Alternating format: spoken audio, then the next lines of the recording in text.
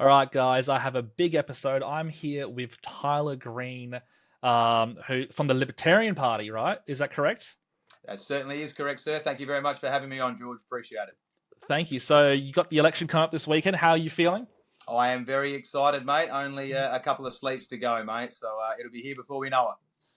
So tell me, how did you even get involved like with something like the Libertarian Party? Like, and how did the Libertarian Party even come about? Like, it's such an unusual thing because you hear the term libertarian, it's a very American style of politics. No government. What got you into it in the first place? Yeah, look, so there's a lot of ethos with libertarianism that I agree with. So the personal freedom and the personal responsibility to live your life in the way that you want to live your life and to work on the life projects that matter to you is a really important thing. So I got involved with the Libertarian Party, actually, probably a semi-unusual channel through Bitcoin currency, and I could see the role that Bitcoin was going to go on to play in the monetary and energy futures in a lot of nations in the world. So I reached out to John Ruddock and the Libertarians, as I fully expected they would be the most open to having a conversation about a currency that is decentralized and not under the control of any one nation state. So John Ruddock, to his credit, responded in kind to my Bitcoin overtures. That the intelligent people in his party were telling him that he needed to learn about Bitcoin, and he was interested in having a further conversation. So through that, it became a natural progression that the Libertarian Party got a Bitcoin white paper up. They then, on the back of that, asked me to be the candidate for South Australia. Obviously, I was none too happy to be that candidate for these guys. They represent everything that's important to me and personal choice and personal responsibility. So I went along to a branch meeting and met the branch president and the healthy members that we have here in South Australia. It wasn't too much of an arm twist to get me to take up the federal candidacy for South Australia and this federal election. So here I am with a couple of days to go, That's George. fantastic. I did a political test. I came out as a left libertarian, surprisingly. So, what is a libertarian in its true essence? Like, what is a libertarian? Look, a libertarian believes in primarily the rights of the individual, that the smallest institution that we have on the planet is the institution of the individual. So the mere fact that you actually hold down a piece of land on this earth, that you actually inhabit space, means that you have a right to be here as a being on earth. So that appeals to me, that you have fundamental rights that have been endowed to you by the mere fact that you have a right to your life and your property and the pursuit of the things that matter to you. So, it's that ethos. It's taking personal responsibility over your life and being in charge of the direction that your life goes in. That really appeals to me, George. And I don't like the idea of a small, centralized collection of people having power and having sway over other people that they're disconnected from, both geographically and potentially nationally and ethically, and many other things that divide human beings. That I believe in small, localized systems of governments, mate, and it's the individual and his ability to make the choices that guide him and his family or her, and the allocation of resources for them and their family that matters. And it's an important ability for people to be able to make those decisions free of coercive government power. So, in regards to all that, why do you think that style of philosophy in terms of politics calls to the Australian people? I know libertarianism is a huge thing in America, but why is it such an appeal now to Australia? And does it have anything to do with the recent events of like the pandemic, for example, and how the government treated us within that period? Absolutely. So I believe people have started to see what the manifestations are of groupthink and the inability for an individual to be able to put their opinions and therefore their thoughts forward. So I think COVID was a great demonstration. If you want to use health institutions, potentially the Royal Australian College of General Practitioners, that there's treatment modalities that are presented there, and it's not as if a doctor is able to use his own or her own diagnostic abilities to decide on what the right treatment protocol was for COVID. They had to administer the government-approved protocol. So that tells you, and you can see that the doctors that did attempt to administer medication that they thought off-label could have treated or was an appropriate treatment, they were then dragged before the courts by APRA and other medical bodies and made to curtail to the government line. So I'm deeply concerned with groupthink, with the inability of the individual to express themselves. And I think what the Americans and the American Articles of Independence, what they stand for and what they do well is the individual rights. And it's those individual rights that matter.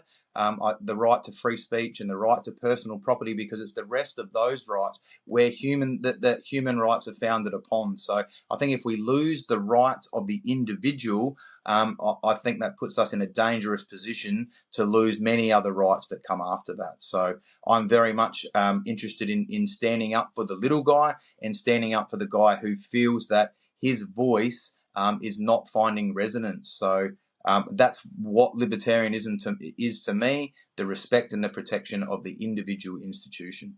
George, I'm a libertarian, mate, because I'm a married father of three and I would like to retain my wife at home. But at some point, I would like my three young children to be able to move out, buy their own houses, marry their partners and have their own children and continue to do the same cycle again. So I'm deeply concerned that my children don't have the same opportunities that we have, George. And I can't look them in the eye in 10 years' time and know that I didn't put up a fight to try and make a difference in Australia. So I'm thoroughly convinced that the party that I'm aligned with have solution-based policies and not just political promises. I know that we can address energy pricing in Australia. I know that we can address housing pricing in Australia. And I know that we can address the debasement and the dilution of our national currency in Australia by providing currency options for Australians so that they have an opportunity to avoid the debasement and the dilution that we're all suffering under at the moment. Because as it stands, Australians have no ability to avoid the purchasing power destruction of the Australian dollar, because whether they're on Team Blue or they're on Team Red, giving our money away to what they consider to be worthwhile causes is what those parties do. So they make political promises for many entities, and the only way that they can deliver on those political promises is to raise taxation or debase our currency further. So obviously raising taxation is generally a very unpopular principle. So the more pernicious path to take is an expansion of our currency base. So when they expand our currency, they add currency units into our pool of currency, which is then chasing the same amount of goods. So when we add currency into our currency supply and we don't increase the availability of the goods, that's where we get inflation from. So inflation is always made at a central bank. When they create monetary units, we don't get the same concurrent rise in goods. We have more monetary units chasing those goods. So I am very proud of the fact that the libertarians have built a Bitcoin policy and a Bitcoin paper and are beginning to offer Australians currency options, a life raft of sorts for those who wish to use it. I'm proud of the fact that we've got that white paper up, that we provide Australians with options, and that's something meaningful that we can fight for into our future, George. So I'm proud of what the party have done. I'm proud of what the Libertarians stand for. I'm proud of the fight that we've put up in South Australia, and I know that we really do have solutions. When we get into the Bitcoin mining side of things, we have a renewable laden energy grid here in Australia, and very fortuitous timing. Obviously, Spain and Portugal are having some problems with their heavy renewable grid as well. Bitcoin mining and facilities or additions in technology that Bitcoin mining along the lines of frequency control and ancillary services, which is essentially smoothing out demand bumps in the electrical grid and the national energy supply. We can use Bitcoin mining to deliver a more resilient, stronger, cheaper, more efficient energy grid for everybody in Australia. So, and these are not just pie in the sky solutions. They're already being done in other locations. And I'm excited to attempt to roll those out in Australia, because they are meaningful solutions that would deliver on the cost of living crisis that we have in Australia, that will deliver on housing availability, that will deliver on energy prices. And I know that we actually have some solutions. So I'm proud to fight for all Australians, George. It's amazing to hear, because you don't really hear this type of rhetoric politically in Australia much, right? It's more of a kind of like an American / I'd say even maybe European style of thinking. What events in your life, especially when you're younger, led to you being like this? Are they going down another road? Why libertarianism for you? Like, was there a specific moment that happened to you as a child, maybe that led you down this pathway, or has it just been a way of life? Or I wouldn't attribute it to any one particular event, George. I think I've always been that person who likes to think for themselves and that person who likes to make a choice. And I don't have any problem in making the same decision as the majority, as long as that choice is going to be beneficial, I guess, for myself or the things that we're entering into. So, I was certainly taught as a child that you have to provide your own choices and your own answers, and then you need to take responsibility for those choices, that you can't I guess, make an outlandish choice or make an outlandish decision and then expect other people to pick up the pieces for you. So I'm a deep believer in personal responsibility, and I think that's what libertarianism stands for.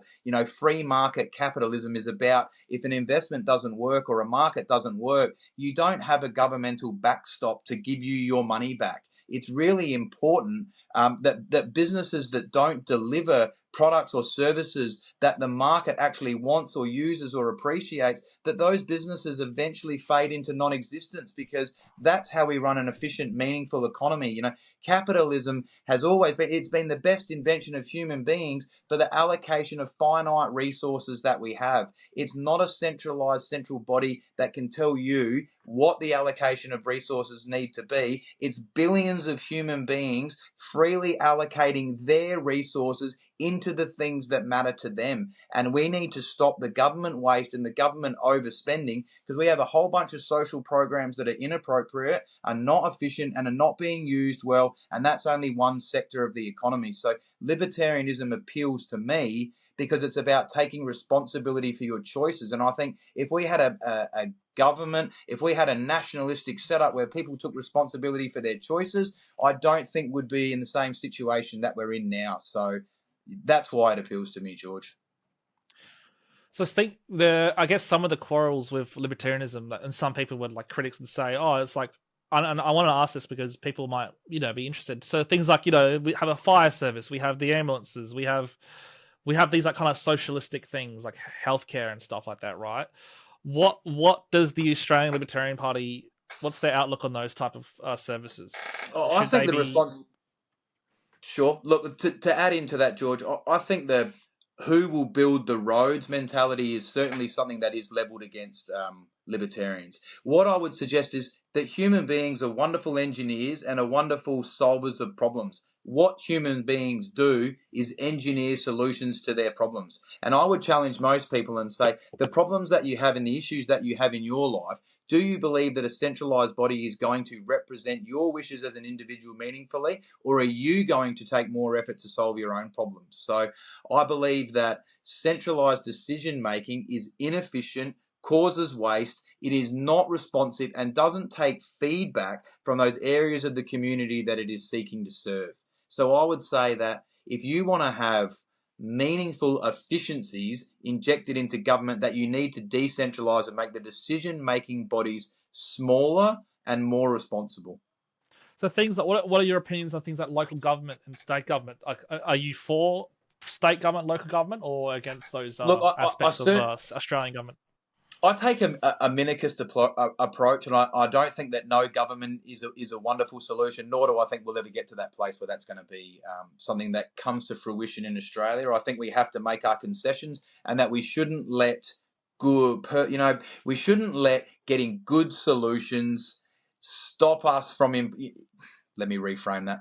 Instead of only shooting for perfection, we should take the meaningful amendments and good things that we can take. So I believe that it's not a case of not throwing the baby out with the bathwater. I think that there's many things that are arranged well from a representative body, but I think that representative body actually needs to have local representatives, and it actually needs a feedback mechanism where you can provide, obviously, quick time responses to the issues that are propping up in your local community. So I think with an adequate communication outreach program, yes, localized, there is a position for localized government when managed well. It's not about a collection of rubber stamping community policies that community that you serve is just meant to tolerate. Like I kind of tell my friends I'm a libertarian. Sometimes I get met with criticism, and I always, it's kind of like a weird thing to deal with, because the truth is it's almost like, what are the most workable aspects? It's like I think about libertarianism, like what is the most workable thing to do?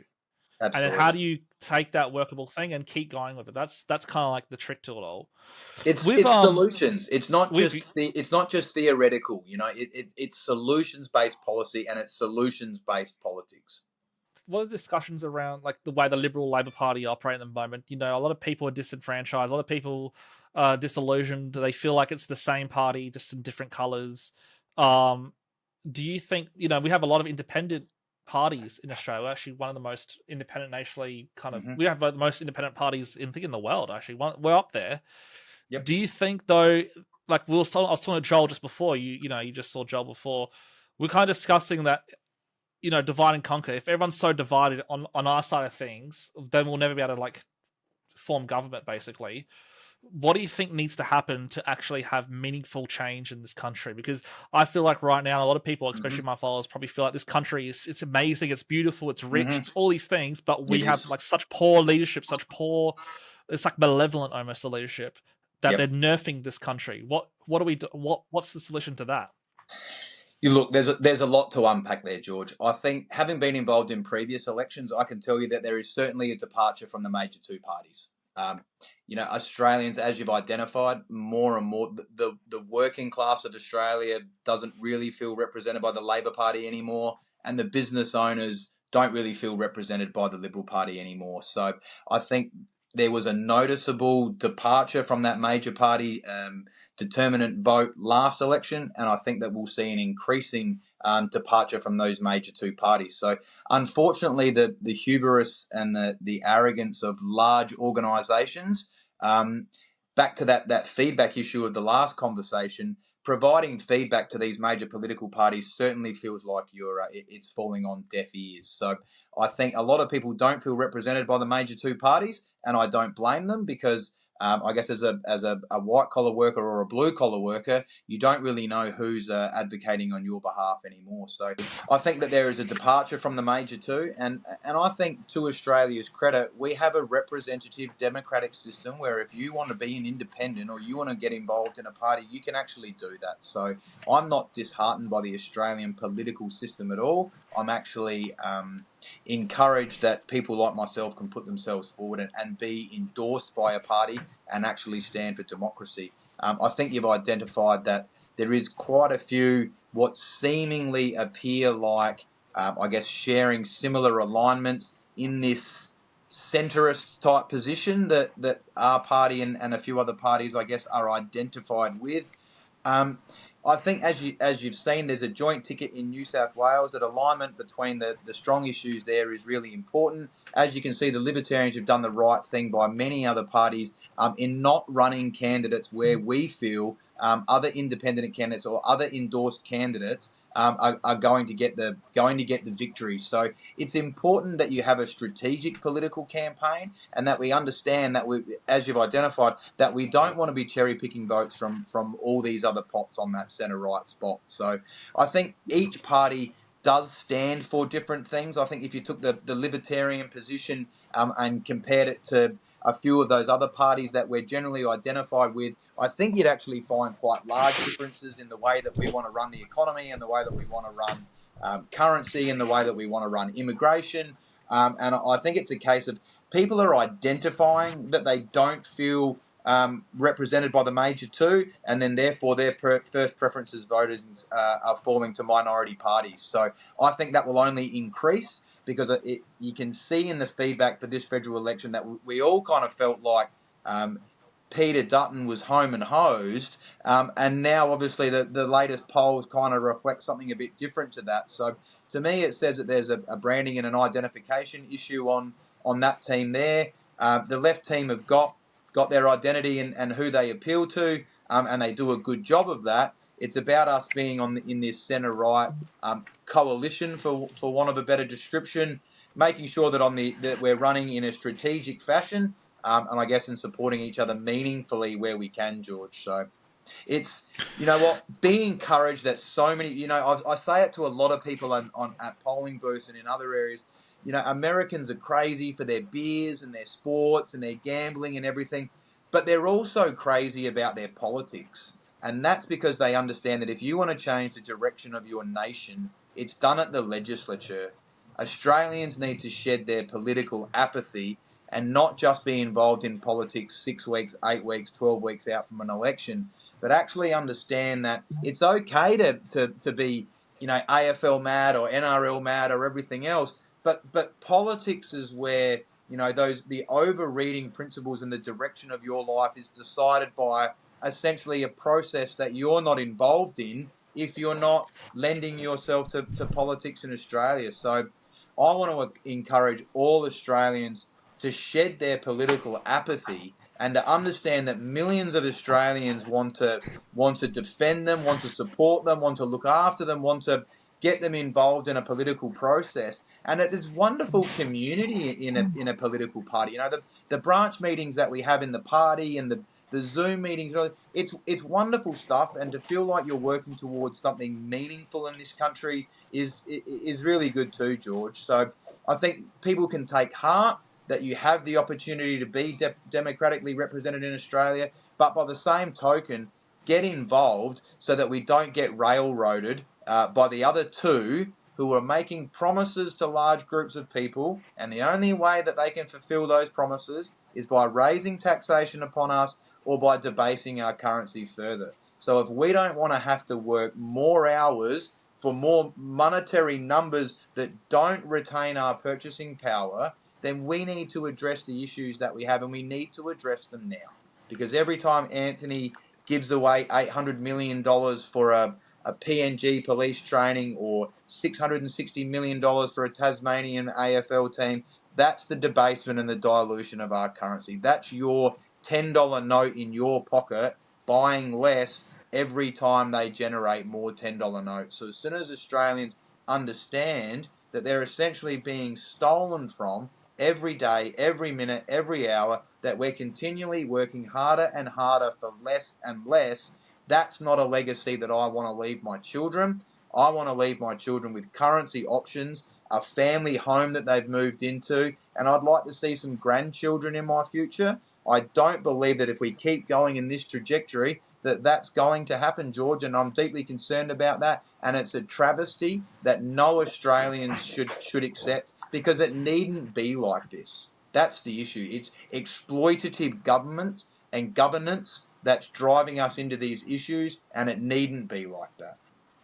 Yeah, it'd be nice to Yeah, maybe one day we have a coffee or something, and I can give you like a breakdown of the essential items you need to do social media, because in my opinion, like what you guys are doing now is great, but if you guys want to really make some ground in terms of impact, it'd be good to see you guys getting viral out there and like making headwaves in the social media space as well. Dude, I've pretty well been doing it all myself, just trying to get them to retweet me. And that's what I mean about, George. If you're happy to help us out, mate, I'm absolutely happy to follow your lead and do what needs to be done, because getting that libertarian branding and message out there, especially in South Australia, is nobody knows who we are. It's that logo, it's that colour, and all I want to associate is it's energy pricing that we want to address. It's cutting taxation, it's keeping more of what's yours, and it's addressing inappropriate immigration. They're very simple things to give people more of their money, give them an opportunity to get into housing, and address the competition that we have in Australia that's completely inappropriate.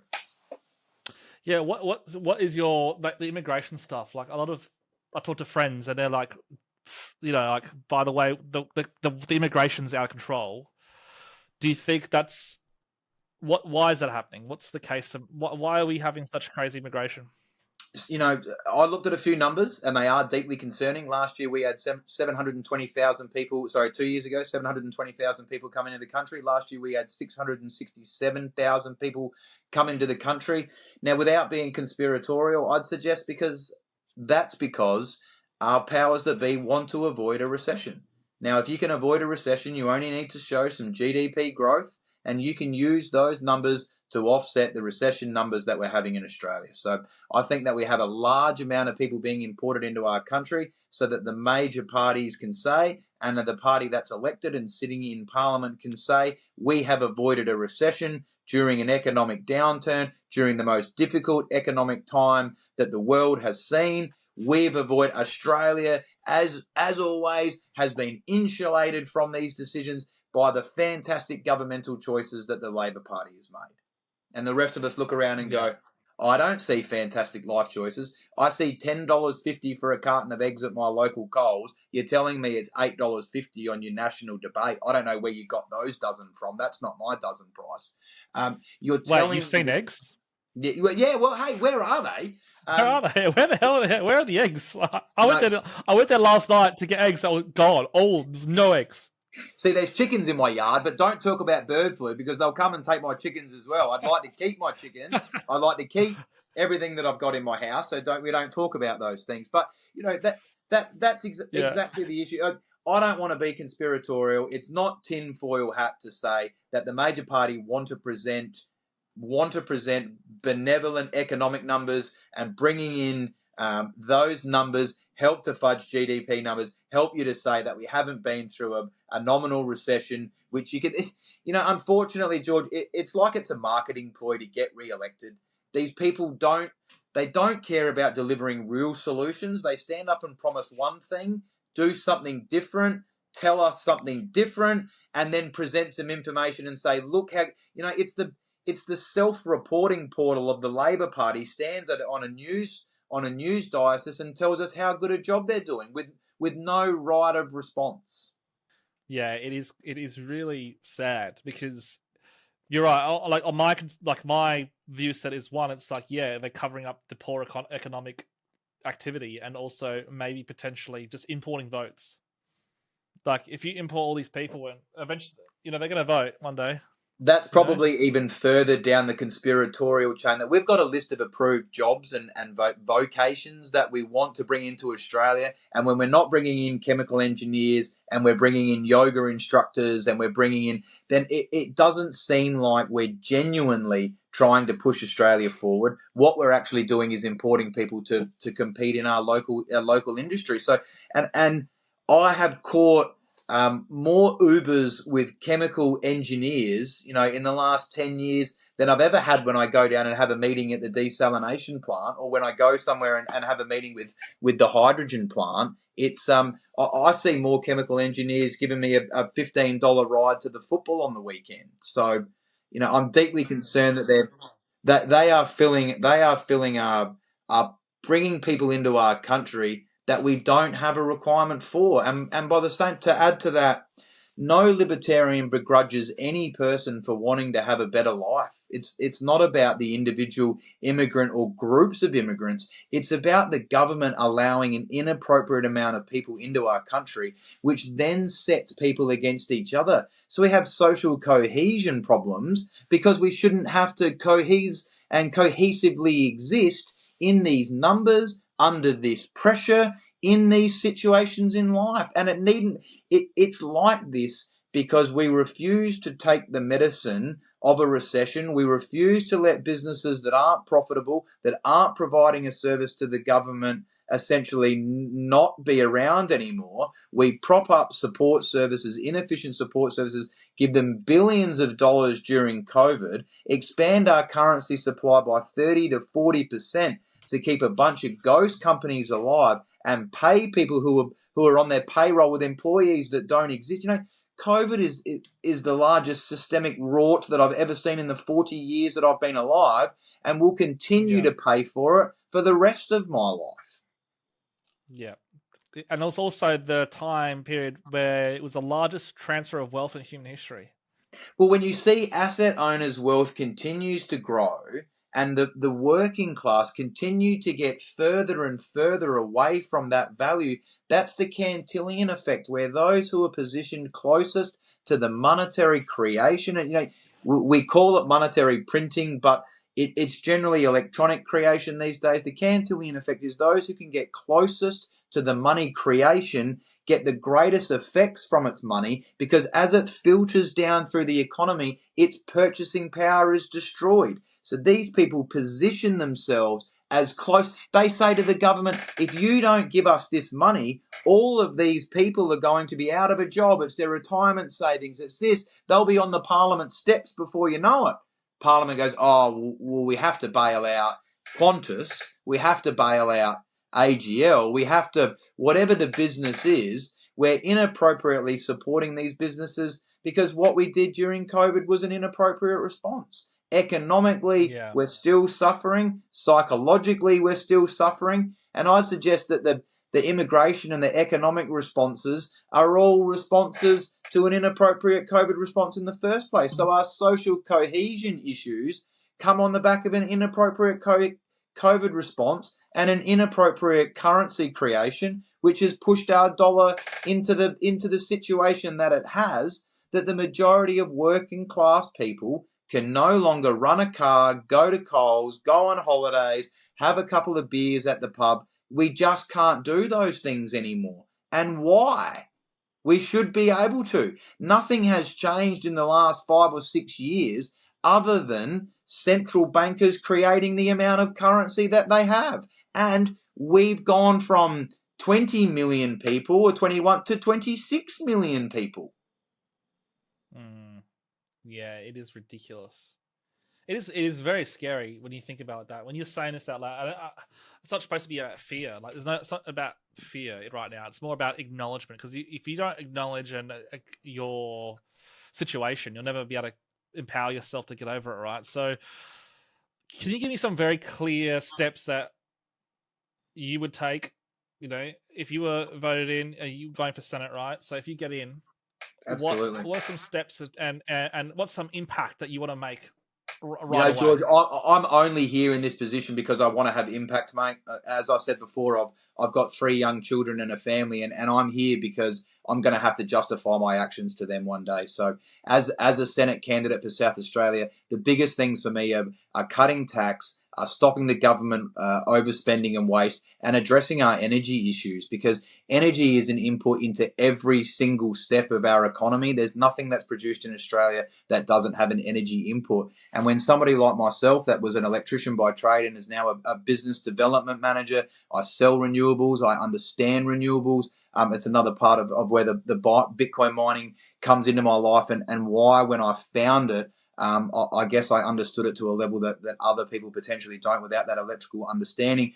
I know that if we can remove those energy subsidies and we can have a proper free market energy discussion, I know that we can get energy costs right down in Australia. So we're essentially we should be an energy powerhouse that exports energy over. I mean, we already obviously export our coal overseas. We export uranium from South Australia overseas. We export gas overseas. You know, obviously we have a uranium ban in Australia that needs to be addressed. When we have 24% of the world's high-grade uranium in a geologically stable nation, in a politically stable nation, in a militarily stable nation, you have to ask yourself what we're doing there with the national debt when we sell South Australian uranium to the French, who produce emissions-free energy with our uranium. So if the French can do it, I'm sure that the Australians can do it.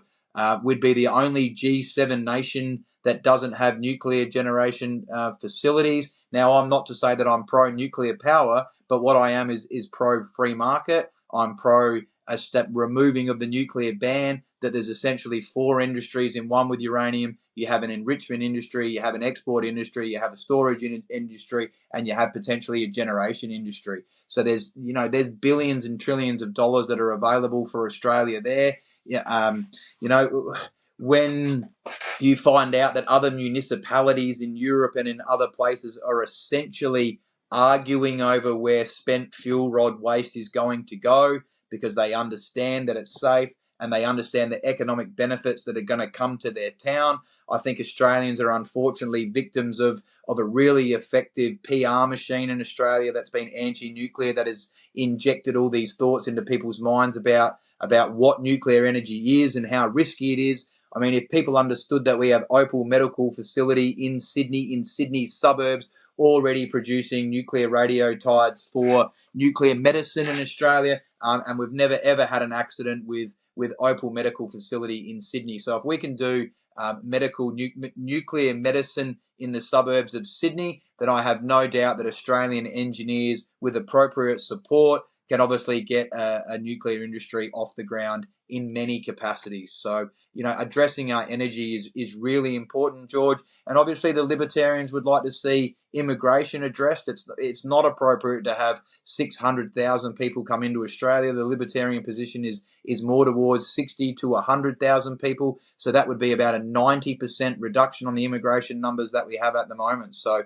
we believe that that'd reduce housing pressure. And we know that if we can address that, that the inputs through the industry, energy, housing, taxation, and overspending, that these things will have a certifiable impact for all Australians. So I know that it would have flow-on impacts for my wife and her mother's, her friend's mother's group, for my children, for everybody. So I'm extremely confident as an electrician with a tradesman who spent 15 years on the tools, who's now spent 10 years doing a business development in renewables and solar, and I can see that without those subsidies, a solar industry is not something that gets off the ground in Australia. We need to get those inappropriate market distortions out of our market, and we need to unshackle the Australian energy industry, and we need to overturn that uranium ban, and then we need to have a free market discussion about how we generate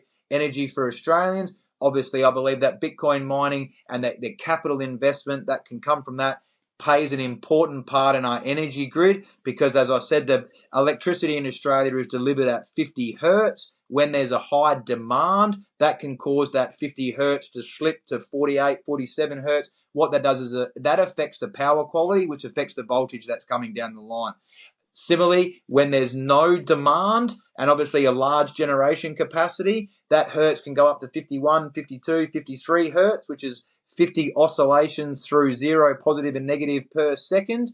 What you can do with Bitcoin mining is monetize that over generation of supply, turn that into obviously monetary value, and then obviously when your load drops back down, you need to supply more energy, you can turn those Bitcoin miners off, which then obviously brings you back up to that 50 hertz. So when you have a bit of an electrical understanding, you can see how a renewables grid can be assisted by Bitcoin mining. And if Australia wants to play a renewable game, then that's all the more reason why Bitcoin mining has to be brought into our grid.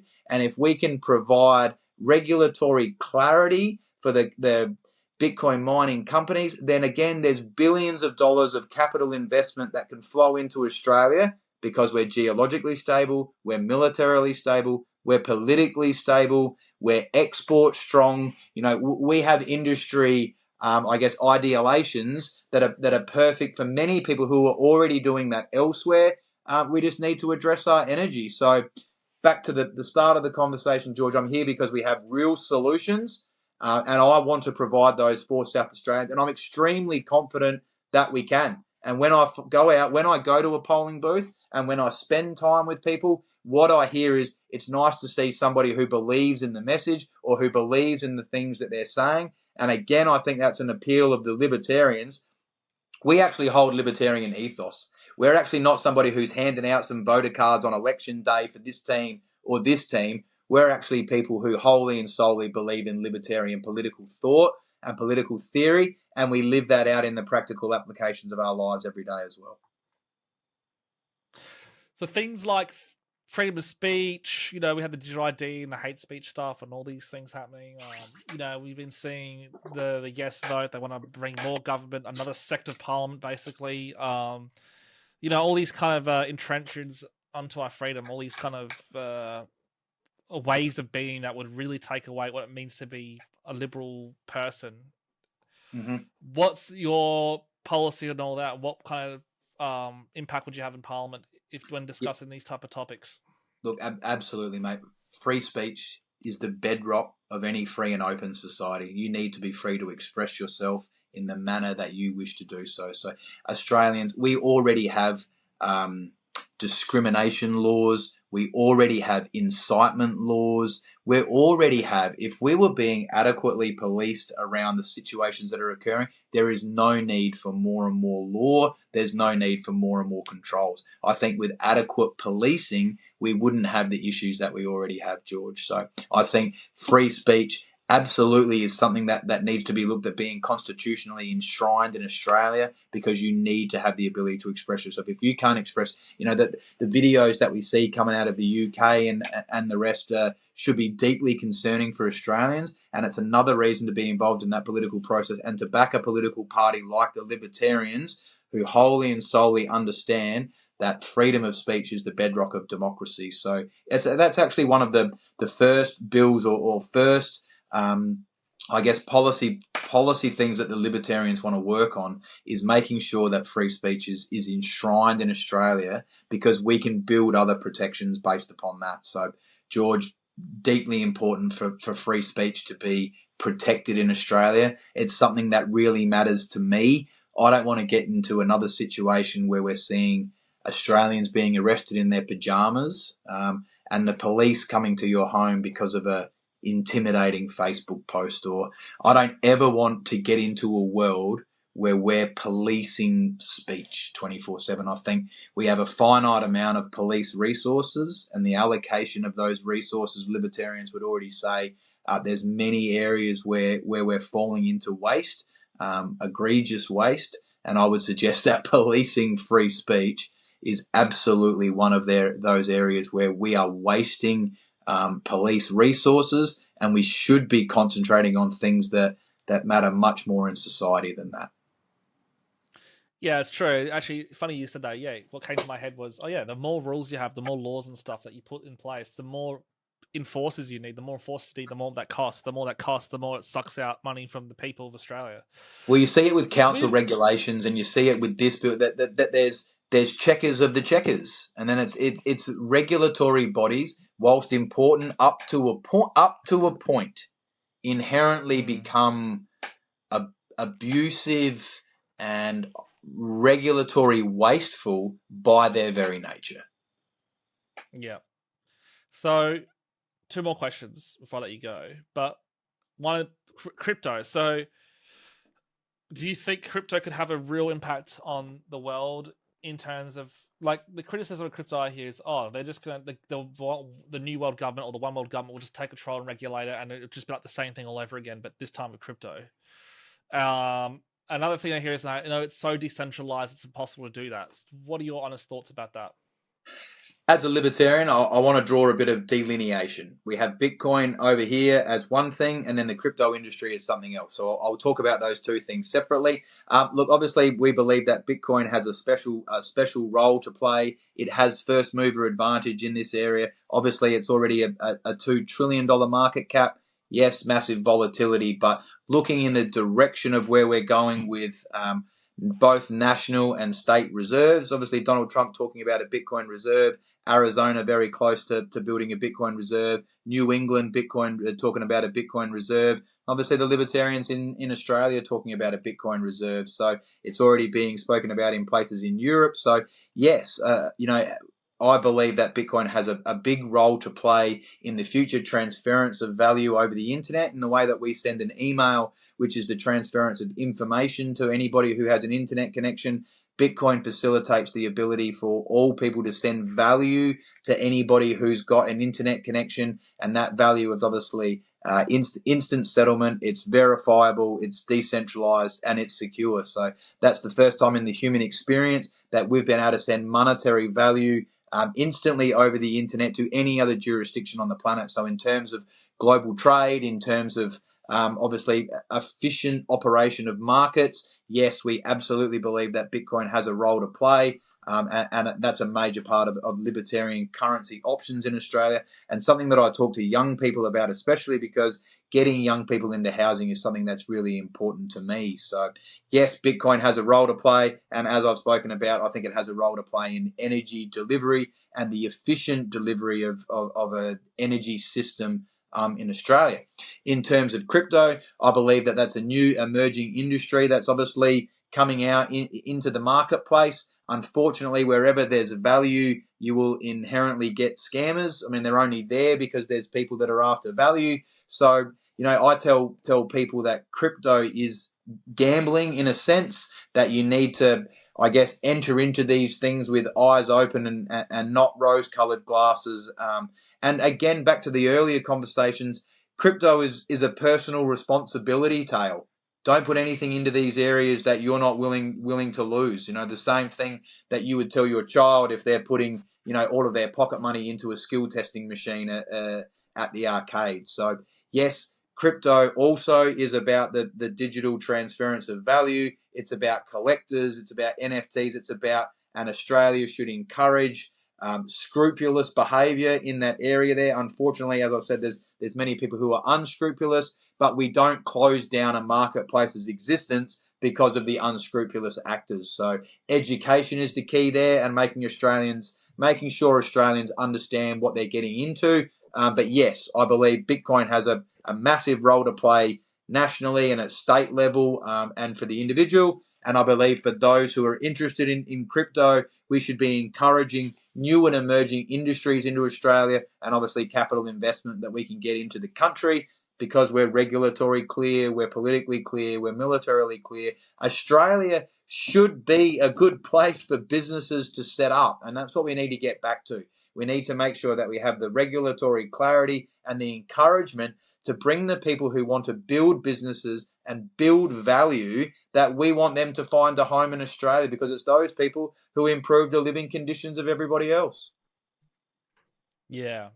And that's another thing. Like, my father came to this country, couldn't speak a word of English, but somehow started a very successful business through hard work and determination, where I have friends now who have like 3 degrees, can speak perfect English, and can't even pay their rent. So I mean, George, a lot's changed in that. It's deeply disturbing. Where I am, mate, through an apprenticeship, you could save money, buy a house, earn your 70, 80 grand a year, and live a good life. And unfortunately, in not even in South Australia, you can't do that anymore. So what I'm concerned, that people who work normal university jobs and normal trade jobs, when they get to 1,500, $2,000 a week, 2.5 a week, that's still not enough to buy a house. And if you can't afford a home on 100 grand a year, the average wage in Australia is between 60 and 75,000.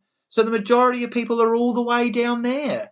No wonder we've got the social cohesion laws, issues that we have, and the government seeking to clamp down on every opportunity that we can. Because if we continue in this trajectory, things are going to get worse. The cost of living pressures are not going to get better. Housing availability is not going to get better. The debasement of our currency is not going to get better. Energy pricing is not going to get better. Where is any directional change going to come from? Yeah, it is very. Something needs to happen. There needs to be a shift. Before I leave you to it, this is a big weekend for you. Big weekend for Australia. Absolutely. What are words you could say to the my audience, the Adelaide set people? What's something that you really want to get out to them right now? And no matter what happens this weekend, what's something positive and that we could take away from everything? I want to encourage people that the Libertarian Party actually cares about you as a person. And no matter what end of the political spectrum that you're on, we care about you as an individual, and we want to dignify you as making sure that your voice is heard. So I want to encourage Australians that, half of the country probably already voted in a pre-polling situation. So, we can discuss that another time. But Australians are turning out to vote. The majority of people do understand that their vote has some input into Australia. So I want to encourage people that the Libertarian Party is a legitimate political party, that we have legitimate solutions, legitimate supporters, that we're a nationalistic body, that in every state and in every location you will find libertarians, that we have an active branch culture, an active subculture where you start off as a member of the party, are certainly given the opportunity to influence policy and the direction of the party, because your individual voice matters. So I want to encourage Australians that don't take the democratic process for granted. It's something that many people have shed much blood and much tears over thousands of years, and it's something that Australians shouldn't take for granted. We should take the opportunity to have a say in democracy very seriously. We should make some effort to understand the policies and the directions of the people that we're voting for, because I think if people have a more knowledgeable input into what they're doing, then they look for those people to take responsibility to the promises that they make.